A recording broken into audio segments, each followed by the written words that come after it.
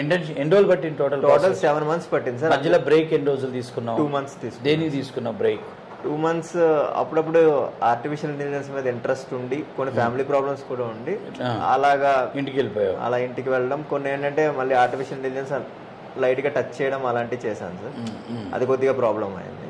మళ్ళీ ఇక్కడ బ్యాక్ వచ్చి 1 month కన్సిస్టెంట్ గా ఉన్న 2 companies కొట్టాను. సో నువ్వు ఎంత మందికి మెంటర్గా ఉన్నావు? చాలా మంది మెంటర్షిప్ చేశాను. ఎంతమందికి ఉన్నావు? 40 members దాకా చేశాను సార్. ఆ మెంటర్షిప్ అనేది నీకు ఇప్పుడు ఎన్ని ఇంటర్వ్యూస్ అటెండ్ అయ్యావు? ఇప్పుడు 2 interviews అటెండ్ అయ్యాను. సెకండ్ ఇంటర్వ్యూ ఇది. సెకండ్ ఇంటర్వ్యూలో జాబ్ వచ్చింది కదా. సో ఆ మెంటర్షిప్ హెల్ప్ అయిందా? డెఫినెట్గా సార్.